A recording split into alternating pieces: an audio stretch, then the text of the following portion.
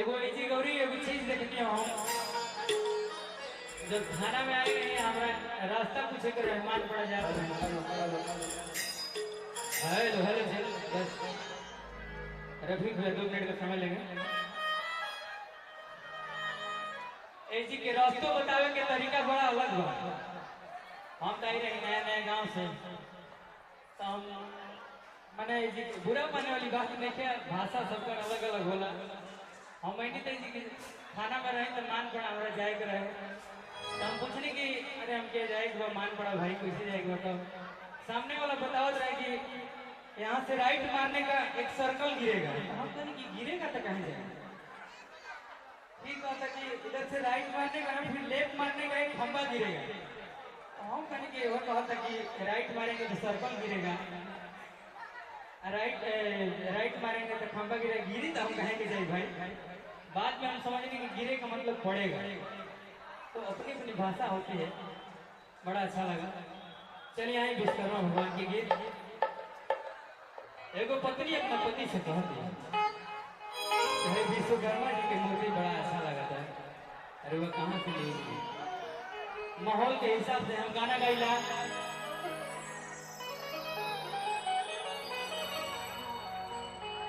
आप सबके बीच एगो विश्वकर्मा भजन देता नहीं।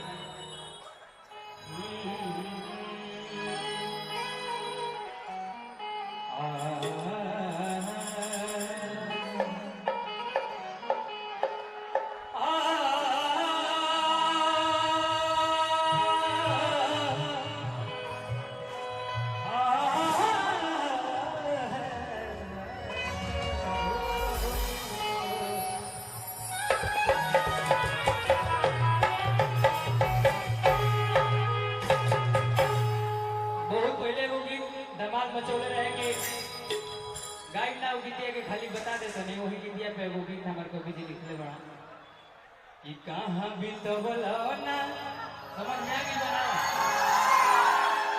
अरे रतिया कहाँ बीतवला ना बात में होई अगर घबराए के नहीं काम बुझे तो आने का फील अबे इसको डिस्को नहीं कर बोले कि बुझा गेल नहीं हम तो आने का फीलिंग समझता नहीं। अबे भजन भाव में बानी के गजा कैसे करेंगे? अरे वाह जय हो विश्वकर्मा भगवान।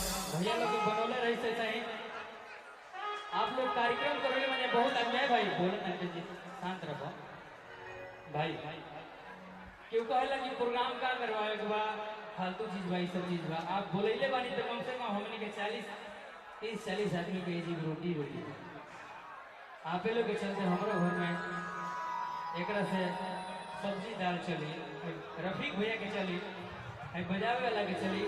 ऐसा नहीं कि आप लोग का इंटरटेनमेंट 2 in 1 जना के कहा जाला दोनों काम होता आप लोग की इंटरटेनमेंट भी होती हमने के आप लोग से मिल के अपन इंटरटेनमेंट भी कल जी और हमने के खर्चा भी चली।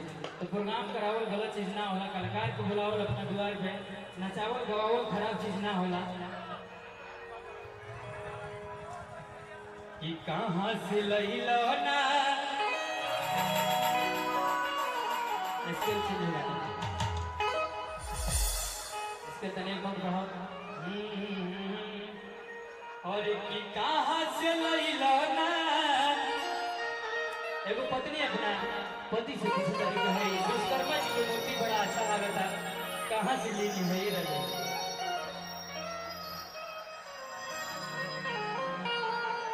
हरि की कहाँ से लैलो ना ये रजऊ कहाँ से लैलो ना।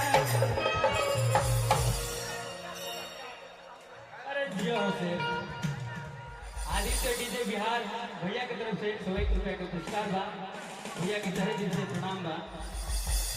कि कहाँ से लैलो ना ये रजऊ कहाँ से लैलो ना। कि कहाँ से लैलो ना ए रजऊ कहाँ से लैलो ना। औरत के भाव विश्वकर्मा जी के मूर्तिया रजऊ कहाँ से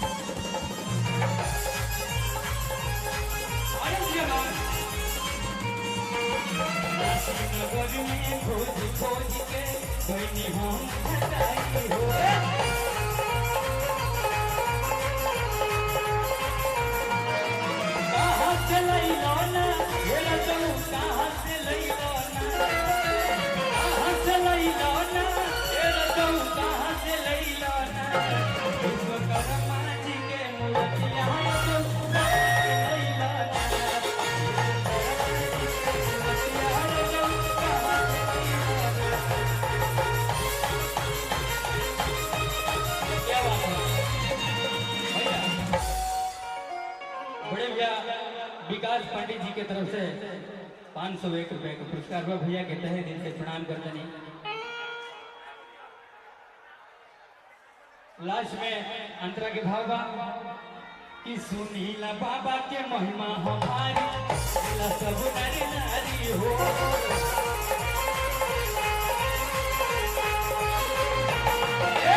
सुनीला बाबा के महिमा हमारी सब नर नारी हो।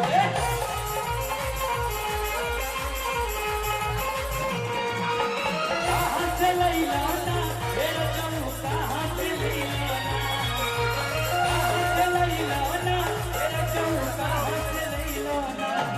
विश्वकर्मा जी के मूर्तिया जाऊँ, कहाँ से लैलाना।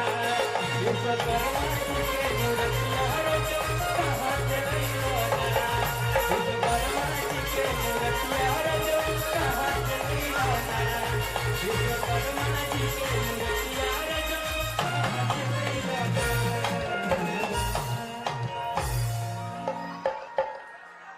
Thank you. आइए छोटी सी चीज से मजा आएगा। हेलो ऑडियंस, यूपी से कितने लोग हैं? अरे वाह गुरु। अब बिहार से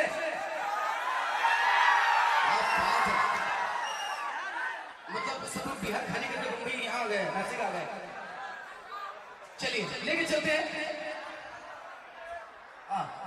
आइए भैया, मैं अब